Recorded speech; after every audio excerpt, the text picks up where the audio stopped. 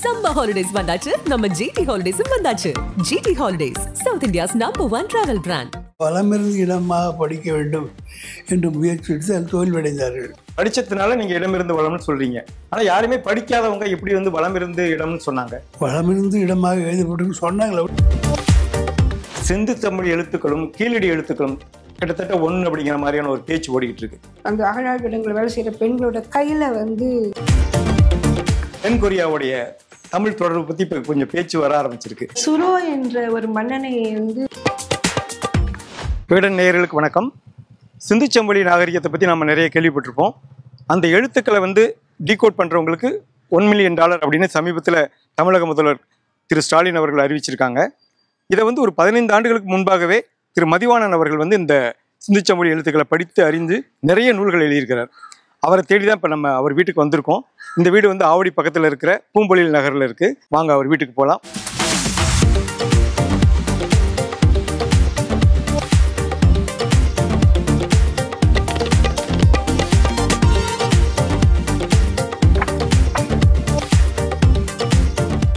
அதாவது சிந்து சமவெளி எழுத்துக்களை படித்தா கொடுக்கப்படும் சொல்லியிருக்கு. ஆனால் இந்த பற்றின 50 ஆண்டுகளுக்கு முன்பே ஒரு ஆராய்ச்சியை நடத்த ஆரம்பித்து 15 ஆண்டுகளுக்கு முன்பு கிட்டத்தட்ட முடிச்சிருக்கார் அந்த ஆராய்ச்சியை திரு மதிவாணன் அவர்கள்.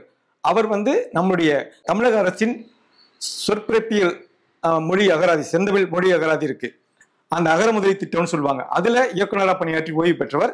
அதனுடைய முதல் இயக்குனர் தேவநேய பாவாணர், உங்களுக்கு தெரிஞ்சிருக்கும். அவருடைய மாணவர்னு சொல்லலாம், இல்லை அவருடைய சகான்னு சொல்லலாம். அந்த அளவுக்கு நெருக்கமாக இருந்து பணியாற்றி ஓய்வு பெற்றவர். தற்பொழுது அவர் வந்து அகவை முதிவு வந்து கிட்டத்தட்ட 90 வயதை கடந்திருக்கிறாரு. அவர்கிட்ட அந்த இண்டஸ் வேலி ஸ்கிரிப்டை பற்றி நம்ம பேச போகிறோம். அவருடைய வயது மூப்பின் காரணமாக சில தடுமாற்றங்கள் இருக்கும். அதனால அவருக்கு உதவியாக அவங்களுடைய மகள் திருமதி தாமரை செல்வி இருக்காங்க. அவங்க வந்து செம்மொழி தமிழாய்வு மத்திய நிறுவனத்தில் பணியாற்றி ஓய்வு பெற்றவங்க. அவங்களும் இருக்காங்க கூட. 2 பேரோடையும் நாம பேச போகிறோம். வணக்கம்மா. வணக்கம் ஐயா. இந்த சிந்து சமவெளி எழுத்துக்களை படிக்கணுங்கிற ஆர்வம் எங்கேருந்து வந்தது? ஏன் அதை தொட்டாரு? எங்கேருந்து ஆரம்பிச்சார்? என்னங்கிறத பற்றி கொஞ்சம் சொல்லுங்கள். சிந்து சமவெளி எழுத்து அது கண்டுபிடிக்கப்பட்ட காலத்திலிருந்து பலரும் முயன்று அது படிக்க முடியல. அப்புறம் இது கேள்வி எனக்கு வந்தது. அந்த காலத்தில் அது படிக்கப்பட்டது தானே. நிச்சயமா. அதனால் இப்போ ஏன் அதை படிக்க முடியாது? முன்னாக எழுதினவங்க அதை படிக்க தெரிந்தவர்கள். இப்பொழுது அந்த எழுத்து இருக்கிறது. அப்போ அந்த எழுத்தும் அந்த எழுத்துக்குரிய ஒலிப்பும் அப்படியே தானே இருக்கும், மாறாதே. அதை கண்டுபிடிக்க வேண்டும். எந்தெந்த எழுத்துக்கு எந்த ஒலிப்பு இருக்கிறது, அது எப்படி பயன்படுத்தப்பட்டிருக்கிறது இதெல்லாம் பார்த்தபொழுது சிந்துவெளி எழுத்தை படிக்க முடியும். என்னால் அனைத்து சிந்துவெளி எழுத்துக்களையும் படிக்க முடிந்தது. அது தமிழில் ஒரு புத்தகம் சிந்துவெளி என்று வெளிவந்திருக்கிறது. அதற்கடுத்து ஆங்கிலத்திலும் ஒரு புத்தகம், how to decipher the Indus script என்ற 2 நூல்கள் என்னால் எழுதி வெளியிடப்பட்டுள்ளன. இந்திய மொழி எழுத்துக்கள் எல்லாம் ஒரு குறிப்பிட்ட கட்டமைப்புக்குள்ளே அடங்கியிருக்கிறது. அது என்ன கட்டமைப்பு, எப்படி அடங்கியிருக்கிறது என்றால், சிந்துவெளி எழுத்தை வளமிருந்து இடமாக படிக்க வேண்டும் என்று முயற்சி எடுத்து அதில் தோல்வியடைந்தார்கள். அதாவது நீங்கள் சிந்து வழி எழுத்துக்களை படிச்சதுனால நீங்கள் இடமிருந்து வளம்னு சொல்கிறீங்க. ஆனால் யாருமே படிக்காதவங்க எப்படி வந்து வளமிருந்து இடம்னு சொன்னாங்க? வளமிருந்து இடமாக எழுதப்பட்டு சொன்னாங்களே, அவங்களும் படித்து காட்டல. எங்கேருந்து அந்த தாட் வந்தது அவங்களுக்கு? இடமிருந்து வளமாக எழுதுகிற பழக்கம் இந்தியாவில் எல்லோருக்கும் ஒரு பொதுவான அமைப்பாக இருந்தது. அதன்படி நாமும் ஏன் முயன்று பார்க்கக்கூடாது என்று முயன்ற போது இது இடமிருந்து வளமாக எழுதப்பட்ட தெரிஞ்சிச்சு. வலது கையில் இருந்து ஒரு கோடு கடிக்க சொன்னால் இடமிருந்து தானே எழுதுவீங்க. ஆமாம். இந்தியர்கள் எல்லாருமே வலக்கை பக்கம் உடையவர்கள். அவர்கள் எந்த மொழியில் எழுதியிருந்தாலும் இடமிருந்து வளமாகத்தான் இருக்க முடியும் என்ற ஒரு கோட்பாட்டை நான் உறுதிப்படுத்தி கொண்டேன். அதை உண்மையாகவும் காட்டிவிட்டேன். மெசபடோமியா, சுமேரியா அந்த எழுத்துக்கெல்லாம் வளமிருந்து இடமா இருக்கா? இங்கிருந்து வணிகர்கள் பல நாடுகளுக்கு போயிருக்கிறார்கள். அதனால்தான் சிந்துவெளி எழுத்திலேயே எழுதப்பட்ட கந்தன் என்ற ஒரு சொல் எகிப்தில் பக்கத்தில் அது கிடைத்திருக்கிறது. எப்படி இது இந்திய மொழி பொதுவான எழுத்து சொல்லுகிறோம் என்றால், இந்தியா முழுந்த இந்த எழுத்து முறை ஒரு பொதுவான எழுத்து முறைக்கு பழைய தமிழ் எழுத்து முறை என்று அதை சொல்லலாம். அந்த பழைய தமிழ் எழுத்து முறையிலிருந்து அப்படியே படிப்படியாக வளர்ந்திருக்கும். இப்ப வந்து சிந்து தமிழ் எழுத்துக்களும் கீழடி எழுத்துக்களும் கிட்டத்தட்ட ஒன்று அப்படிங்கிற மாதிரியான ஒரு பேச்சு ஓடிக்கிட்டு இருக்கு. அதை எப்படி பாக்குறீங்க? தமிழின் முதல் நிலை அது வந்து சிந்துவெளி எழுத்துக்கள், இரண்டாம் வளர்ச்சி நிலை அப்படிங்கிற முந்து தமிழ் ஆகிய பிராமி. முதல் வந்து சிந்து செம்மொழி. அதனுடைய இரண்டாவது வளர்ச்சி நிலை இடைக்கழக தமிழ் எழுத்துக்கள் தான் சிந்துவெளி எழுத்துக்கள். அதன் பிறகு மேலும் மேலும் வளர்ச்சி அடைந்த இரண்டாம் நிலை முந்து தமிழ் என்கிற தமிழ் பிராமி எழுத்துக்கள். நீங்க சொல்ற பிராமிங்கிற தமிழ் முந்து தமிழ்னு சொல்லுவோம் நாங்கள். பின்னாடி இருக்கிற எழுத்துக்களையும் தமிழ்னு இப்போ குறிப்பிடுறாங்க, இடைப்பட்ட தமிழ் எழுத்துக்களையும். அதுக்கடுத்து உங்களுக்கு வட்டெழுத்துக்கள் வருது. வட்டெழுத்துக்களுக்கு அப்புறம் இன்றைய தமிழ் அப்படிங்கிற தமிழையும், அதுக்கு அடுத்த அது கல்வெட்டுகள்லாம் எழுதி தமிழ்னு சொல்கிறாங்க. அதுக்கடுத்து இருக்க இன்றைய தமிழ் எழுத்துக்கள் வருகின்றன. இவ்வாறு படிநிலைகள் தமிழ் எழுத்து வரலாறு அமைந்திருக்கிறது. முதல் நிலை சிந்துவெளி எழுத்துக்கள். பட எழுத்துக்களாக சிந்துவெளி குறியீடுகள் கிடைக்கும். அடுத்து தனித்த ஒலிப்பு குறிகளை கொண்ட எழுத்துக்கள் கிடைக்கும் சிந்துவெளி குறியீடுகளில். அது முத்திரைகளில் இருக்கிறதெல்லாம் வந்து தனி எழுத்து குறியீடுகளை கொண்ட எழுத்துக்கள். இவ்வளோ நீங்க பேசுறீங்க, இதெல்லாமே அப்பாவை பார்த்து கத்துக்கிட்டதா இல்ல? நானா எப்படிங்க, எனக்கு இந்த அறிவு இல்லை. ஆனால் அப்பா வந்து சிறு வயதிலிருந்தே அப்பா எங்களுக்கு தமிழ் பாடல்கள் பாடிதான் எங்களை வளர்த்துருக்காங்க. இப்ப நம்ம வந்து மயிலாடும்பாறை அண்ட் அப்புறம் சிவகலையில வந்து இரும்பு கண்டுபிடிச்சிருக்காங்க. இதன் மூலமா வந்து தமிழ்நாட்டுடைய வரலாறு வந்து கிட்டத்தட்ட 5300 வருஷத்துக்கு போயிடுச்சுன்னு சொல்லியிருக்காங்க. ஸோ இப்போ சிந்து சமொழியுமே கிட்டத்தட்ட 5300 வருஷத்துக்கு முந்தினது தான். ஆமாம். ஸோ இப்போ இரண்டு இடத்துலையுமே அதே மாதிரியான தடயங்கள் கிடைச்சிருக்கா? எழுத்து இங்கே எதுவும் கிடைச்சிருக்கா? அதுக்கான பைலிங்குவல் ஸ்கிரிப்ட்ஸ் அப்படின்ட்டு சொல்லக்கூடிய நாணயமும் கிடைச்சிருக்கு. இலங்கையிலிருந்து நமக்கு பைலிங்குவல் ஸ்கிரிப்ட்ஸ் கிடைச்சிருக்கு. இது எல்லாமே படித்து காட்டி அப்பா நிறுவியிருக்காரு. தன்னோட நூல்கள்லையும் சொல்லியிருக்காரு, கட்டுரைகளில் சொற்பொழிகளை எல்லாத்தையுமே அப்பா குறிப்பிட்டிருக்கிறாங்க. இந்த மாதிரி இரு மொழி இரு எழுத்து வடிவங்களையும் பிராமிலையும் இருக்குது, தமிழ்லேயும் சிந்துவெளி எழுத்துலேயும் இருக்குது. அப்படிங்கிறதுனால இந்த தமிழ் சிந்துவெளி எழுத்தின் பரவல் வணிகம் செய்தார்களோ அந்த இடத்துல எல்லாம் இந்த சிந்துவெளி எழுத்து முத்திரைகள் நமக்கு கிடைக்குது. அதை கண்டறிஞ்சு நம்மக்கிட்ட அனுப்புகிறாங்க, படிக்க சொல்லுறது கரெக்டாக அப்படின்னு. அப்பா கிட்ட கற்றுக்கிட்டவங்களும் படிக்கிறாங்க, படித்த பிள்ளைகளுக்கும் சொல்லித்தராங்க. இப்போ சிந்து சமொழி பகுதிங்கிறது இது இந்தியாவுடைய வடமேற்கு பகுதியில் இருக்கு, அங்கே பாகிஸ்தானில் இருக்கு, ரெண்டுமே கலந்து இருக்கு. இந்த பகுதிகளிலேயோ இல்லை இதை ஒட்டிய பகுதிகளிலேயோ இன்னைக்கும் அந்த முத்திரை எழுத்துக்கள், சித்திரை எழுத்துக்களை பயன்படுத்துறவங்க, பேசுறவங்க அந்த மாதிரி யாரும் இருக்காங்களா? அங்கெல்லாம் எதுவும் ஐயா போய் ஆய்வு பண்ணியிருக்காரா? அப்பா வந்து சிந்துவெளி இடங்களுக்கு களப்பணியாக சென்று போய் அந்த இடங்கள்லாம் கள ஆய்வு செய்து வந்திருக்காங்க. வட இந்தியாவில் பெருமளவு இடங்களில் மலைவாழ் மக்களிடமும் சிந்துவெளி தொல்லியல் அகழ்வாய்வு இடங்களையும் போய் ஆய்வு செஞ்சு அங்கே இருக்கிற பெண்கள், அங்கே வேலை செஞ்சுருக்க பெண்கள், குஜராத் மற்றும் அந்த பஞ்சாப் பகுதியில் இருக்கிற அங்கே அந்த அகழாய்வு இடங்கள் வேலை செய்கிற பெண்களோட கையில் வந்து சிந்துவெளி எழுத்துக்கள் வந்து எழுதப்பட்டிருக்க எடுத்து புகைப்படம் எடுத்து அப்பாவோட நூலில் படமாக எடுத்து எழுதியிருக்காங்க. ஆமாம், பாடி மார்க்ஸாக இருக்குது. இந்த பச்சை குத்திக்கிற வழக்கம் இன்னும் ஆமாம் இருக்குது. அவங்க முழுக்க வந்து வளையல் போடுவாங்களே. ஆமாம், அந்த வளையலுக்கு நடுவில் தான் அப்பா படம் எடுத்திருக்காரு. அது அப்புறம் சந்தால் பழங்குடிகளை இடத்துக்கும் போய் அங்கேயும் படங்கள் அவங்களோட வாழ்விடங்கள்லையும் எடுத்திருக்காங்க. அங்கேயும் சிந்துவெளி எழுத்துக்குடிகள் அவங்க வீட்டு சுவர் ஓவியங்களாகவும் இருக்கிறது அப்பா படம் எடுத்து வந்திருக்காங்க. நம்ம ஊரில் இருக்கிற குகை ஓவியங்கள் கீழ்வாழை, கிருஷ்ணகிரியில நிறைய இடங்கள், பழனி, எல்லா இடத்துலையுமே ஓவியங்கள் இருக்கு, கோத்தகிரிலையுமே இருக்கு. சிந்து சமொழி குறியீடுகளுக்கும் ஒப்புமை இருக்கா? சித்தாவரை அங்க இருக்கு. அதை எடுத்து வந்து இவர் சொல்லியிருந்தாரு, டிஎல் சாமி படம் எடுத்து முதல் முறை வெளியிட்டவர் அவர் தான். சிந்து எழுத்து குறியீடுகள் இங்க நம்ம தமிழ்நாட்டுல இருக்கு, குகை ஓவியங்கள். ஆமா, குகை ஓவியமா முதல்ல எடுத்தாங்க. அடுத்து பல்வேறு இடங்களை ஒவ்வொருத்தரும் எடுத்து காட்டினாங்க. அப்பா வந்து நிறைய களப்பணியா தமிழ்நாடுல நிறைய களப்பணியா பாறை ஓவியங்களா எடுத்து காட்டியிருக்காரு. குயவர்களுடைய அவர்களுடைய பானை ஓவியங்கள் இருக்கு, அதுல வந்து சிந்துவெளி எழுத்துக்கள் இருக்கிறது அப்பா காட்டியிருக்காங்க. அந்த ஓ எழுத்து பிசட் மாதிரி அது வந்து இருக்கு.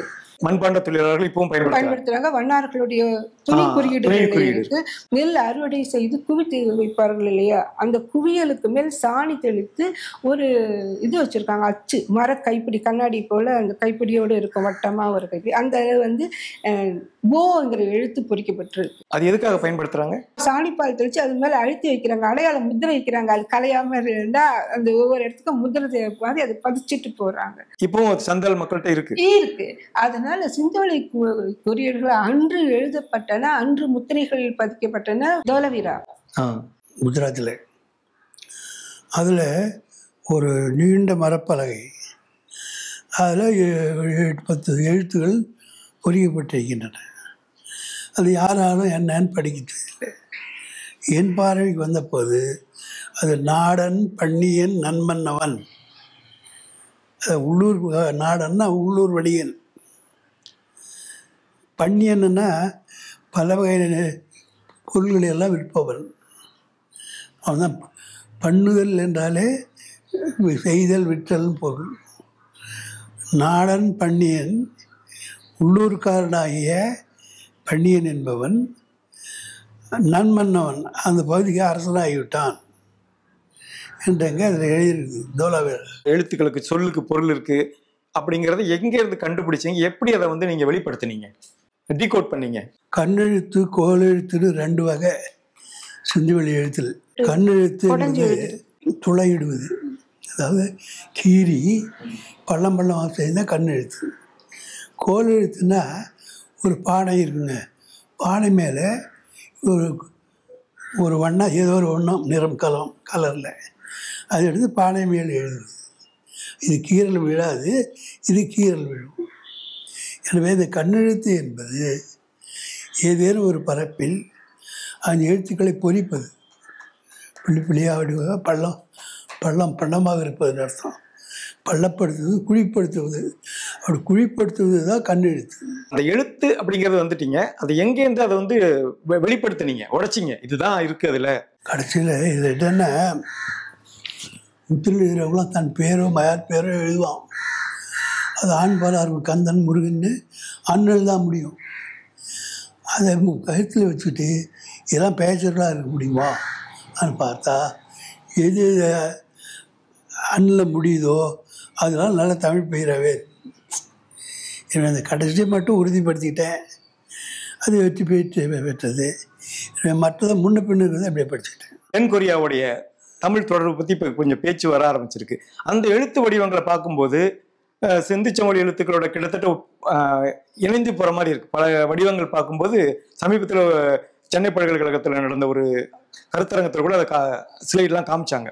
அங்கே பார்க்கும்போது தோணுச்சு சிந்துச்சமொழி எழுத்து மாதிரியே இருக்கே அப்படின்னு தோணுச்சு. சுரோ என்ற ஒரு மன்னனை வந்து ஆய்குடி பாண்டிய இளவரசி கல்யாணம் பண்ணிக்கிட்டு இருக்காங்க அப்படின்னு சொல்கிறாங்க. அதில் அந்த சுரோங்கிறவரும் தமிழ் மரபை சேர்ந்தவர் தான் என்று அவருடைய ஆய்வுகளில் இப்போ கண்டுபிடிச்சு சொல்லியிருக்கிறாங்க. அதனாலேயும் அங்கே தமிழ் சொற்களும் தமிழ் எழுத்து முறைகளும் தமிழர்களின் வாழ்வியலாக அவர்கள் வாழ்ந்திருப்பதை சுட்டி காட்டுவதாக அந்த ஆய்வுகளில் ஆய்வாளர்கள் பெரிதும் பேசுகிறார்கள். அந்த ஹங்குல் எழுத்து முறையில் சிந்துவெளி எழுத்துக்களுடைய வரி வடிவங்கள் வளர்ச்சியாக இருப்பதாகவும், அந்த ஹங்குல் எழுத்து வடிவங்கள் அவற்றில் நெடுங்கணக்கு, தமிழின் நெடுங்கணக்கு அமைப்பில் அந்த எழுத்து முறைகள் அமைந்திருப்பதாகவும் கொரிய மொழி ஆய்வாளர்கள் பெரிதும் நிறுவி வருகின்றனர். அவர்களுடைய முனைவர் பட்ட ஆய்வுகளில் கொரியாவை தாய்மொழியாக கொண்டு இந்த கொரிய தமிழ் ஆய்வுகளை செய்து முனைவர் பட்டம் பெற்றவர்களும் இந்த உண்மையை தங்களுடைய ஆய்வேட்டுகளில் பதிந்து வந்துள்ளனர். சிந்துச்சமொழி எழுத்துக்கள் தமிழ் எழுத்துக்கள் தான் அப்படிங்கிறத நீங்கள் உறுதியாக நம்புறீங்க, அடித்து சொல்கிறீங்க. இதை வந்து ஒரு 15 ஆண்டுகளுக்கு முன்பாகவே வெளிப்படுத்திட்டீங்க. இன்னமும் வந்து அது எப்படி ஒரு பெரிய அளவில் அது வந்து ஒரு அங்கீகாரம் பெற்றிருக்கா? எந்தெந்த தளங்கள்ல அதுக்கான அங்கீகாரம் கிடைச்சிருக்கு? முகநூலில் சிந்துவெளி கோலங்களை பெரிய அளவில் வரைஞ்சிட்டு வராங்க. சிந்துவெளி எழுத்துக்களையும் அங்கே இடம்பெற்ற முத்திரைகள் இடம்பெற்ற உருவங்களையும் பெரிய அளவில் எழுதி மிக அளவில் பரிசுகளையும் பாராட்டுகளையும் பெற்று வருகிறாங்க. ஒரு முகநூல் ஒருத்தர் அவங்களுடைய ஆர்வம் பெரிதும் வந்து வெறும் ஆர்வத்தால் அவங்க வரையில சிந்து எழுத்துக்கள் தமிழேன்னு அவங்க உறுதியாக நம்புறதுனால தான் அந்த பணியை அவங்க செய்து வர்றாங்க. அப்பா கிட்ட மாணாக்கராக இருந்து சிந்து எழுத்துக்களை பயின்றவர்களெல்லாம் மிக எளிமையாக இன்றைய எழுத்தை விட சிந்து எழுத்து எழுதுவதற்கும் கையாள்வதற்கும் மிக எளிமையாக இருக்கிறதுன்னு நம்புகிறாங்க. மகிழ்வோடு அதை தொடர்ந்து கடிதங்களாகவும் கட்டுரைகளாகவும் எழுதிட்டு வராங்க. மற்றவங்களுக்கு கடிதம் எழுதும் போதும் தன் பெயர்களை முகவரியை சிந்துவெளி எழுத்துக்களை எழுதுறாங்க. அந்த அளவுக்கு எளிமையா ஒரு திங்கள்ல அவங்கள கற்றுக்கொள்ள முடியுது. ஒரு 7 நாள் வகுப்புலயே அவங்கள புரிஞ்சுக்கிறாங்க, மிக எளிமையா புரிஞ்சுக்கிறாங்க. இப்படி கத்துக்கிட்டவங்க மலேசியால இருந்து மற்றவங்களுக்கு சொல்லிக் கொடுக்குறவங்க, இலங்கையில இருந்து சொல்லிக் கொடுக்குறவங்க இருக்காங்க. இங்க சென்னையில சேஷாத்திரியர்கள் மிகப்பெரிய அளவில் ஆய்வுகள் செய்து வராங்க அப்பாவோட மாணாக்கர்கள். இப்ப நம்ம தமிழ் எழுத்துக்கள் வட்டெழுத்து, அதுக்கு முன்னாடி கீழடியில இருந்து ஆரம்பிச்சு அதுக்கு இன்னும் போக போக இன்னும் கீழே போகலாம். அங்கிருந்து படிநிலை வந்துகிட்டே இருக்குல்ல. இன்னைக்கு லெவலுக்கு நம்ம வந்திருக்கோம். ராஜராஜ சோழன் காலத்துல ஒரு கோடு தான் காவா இருந்திருக்கும், இன்னைக்கு காங்கிறது ஒரு வட்டமா மாறி. இது மாதிரி சிந்து சமொழி எழுத்துக்களுடைய வளர்ச்சி படிநிலை நீங்க அடையாளப்படுத்திருக்கீங்க. ஆமா, கிட்டத்தட்ட இந்த எழுத்துக்களை பார்க்கும்போது கொரிய எழுத்துக்கள், சைனா எழுத்துக்கள் மாதிரியும் இருக்கு. என்ன அது தொடர்பு இருக்கா எல்லாத்துக்கும்? இது தனக்கென ஒரு வளர்ச்சி நிலை இருந்தது. இது பிற நாடுகளும் பிற மொழிகளும் கூட கடன் கொண்டிருக்கலாம். ஒரு பிரமிடில் மேலே எழுதியிருக்கு ஒரு பேர் கந்தன்னு நல்லா சிந்துவெளி எழுதி. இன்றைக்கும் போனால் அந்த பிரமிடில் மேலே கந்தன் என்று சிந்துவெளி எழுத்திலே எழுதப்பட்டிருக்கிறது. இன்னும் சிந்துவெளி எழுத்து அழியாமல் இருக்கிறது. மக்கள் மத்தியில் பரவி இருக்கு, நிறைய பேர் பேசுகிறாங்க. அப்படிங்கும்போது இது ஒரு அரசாங்கம் இல்லை அரசு அமைப்புகள் எடுத்துகிட்டு போகும்போது தான் இன்னும் அதிகமாக அங்கீகாரம் கிடைக்கும். நம்ம ஐயாவுடைய ஆய்வுகளை அரசாங்கம் எந்த அளவுக்கு கையில் எடுத்திருக்கு, என்ன பண்ணியிருக்கு? இன்றைக்கு மக்களுடைய கையில் சிந்துவெளி எழுத்து குறியீடுகள் பற்றிய ஆய்வுகள் பெரிய அளவில் இடம்பெறுது. எல்லோரும் ஆர்வத்தோடு அதை கற்கவும் அதை பற்றி ஆய்வுகளை மேற்கொள்ளவும் ஆர்வப்படுறாங்க. தொல்லியல் அகழாய்வுகளையும் சிந்துவெளி எழுத்து பொறிப்புகள் கிடைச்சிருக்குது. தொல்லியல் ஆய்வாளர்களும் நிறைய இடங்களை நிறுவியிருக்காங்க. அந்த ஒப்புமைகளை காட்டி என்னென்ன எழுத்துக்களாக பிராமியில் இருக்குது, அது எப்படி பேசப்படுது அப்படிங்கிற பழந்தமிழ்லையும் இருக்குது அப்படிங்கிறத காட்டியிருக்காங்க. இந்த ஒப்புமைகளை இனிமேல் புதுசாக நிறுவனங்கிற அவசியமே இல்லை. உதயச்சந்திரன் ஐயா அவங்க தனியாக ஒரு ஸ்லைடே போட்டு காட்டியிருக்காங்க நிறைய இடங்கள்ல. டா டா அப்படிங்கிற காங்கிற எழுத்துக்கள் எவ்வாறெல்லாம் கீழவழியிலும் சிந்துவெளியிலும் பொதுமையாக இடம்பெற்றிருக்கு அப்படிங்கிற அந்தந்த முத்திரைகளையும் அந்தந்த பாட்டு ஷர்ட்ஸ் அப்படிங்கிற பானை பொறிப்புகளையும் எந்தெந்த இடத்துல இடைப்பட்டிருக்குன்னு தனியாகவே எடுத்து வெளியிட்டிருக்காங்க. வெளிநாடுகளிலிருந்தும் இந்த ஆய்வுகளை அப்பாவுடைய மாணவர்கள் வெளியிட்டு இருக்காங்க. இது எல்லாமே ஒரு அரசு வேற இல்லை, மக்கள் வேற இல்லை. மக்களுடைய தேவைகள் கவனிக்கப்பட்டு அரசால் சட்டமாக இயற்றப்பட்டு நடைமுறைக்கு கொண்டு வரப்படுது.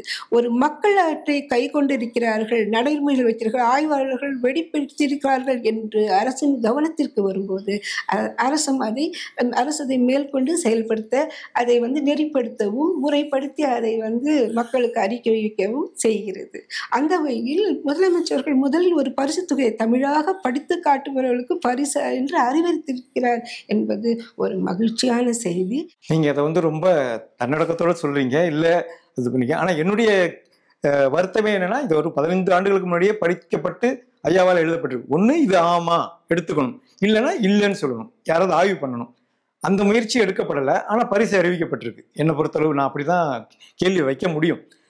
இதை அவங்க ஆய்வு பண்ணியிருக்கணும். எவ்வளோ ஆய்வுகள் நடக்குது. செம்மொழி இன்னமும் செம்மொழி தமிழாய்வு நிறுவனம் இருக்கு, தமிழாராய்ச்சி நிறுவனம் இருக்கு. இன்னைக்கு சொல்லப்போனால் தமிழாராய்ச்சி நிறுவனத்துடைய தலைவராகவே ஓய்வு பெற்ற அதிகாரி பாலகிருஷ்ணன் IAS அவர் தான் இப்போ நியமிக்கப்பட்டிருக்கிறார் தமிழாராய்ச்சி நிறுவனத்துக்கு. அப்படி இருக்கும்போது இது போய் சேரணும் அப்படிங்கிறத எங்களுடைய எதிர்பார்ப்பு. இவங்க அரசு காட்டுகின்ற ஆர்வமும் ஊடகங்கள் காட்டுகின்ற ஆர்வமும் இன்னும் அதிகரிக்க வேண்டும். இந்த பரிசு தொகையை அறிவிச்சாங்க. நான் பரிசு தொகைங்கிறது அதை விட்டுலாம், அது ஒரு பெரிய விஷயமே இல்லை. ஒரு அங்கீகாரங்கிறது தான் முக்கியம். அது ஏன் உங்களை சேரலைங்கிறதா என்னுடைய கேள்வி. சிந்துவெளி எழுத்துக்கள் ஆய்வுகளை